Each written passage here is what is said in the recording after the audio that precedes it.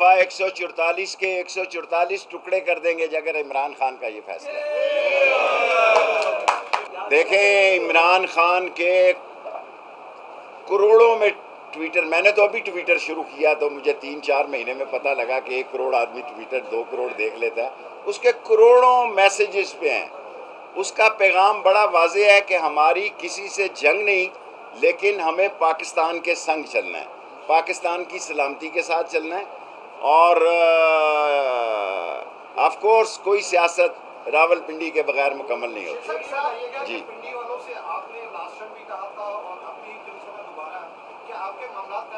मेरे जब से अदम एतमाद से पहले ना मेरे कोई मामलात हैं ना राब्ता हुआ है। एक शेर आपको सुनाया था कि गुरूर हुस्न ने गुरूर इश्क हमें, वो आ नहीं सकते हम जा नहीं सकते।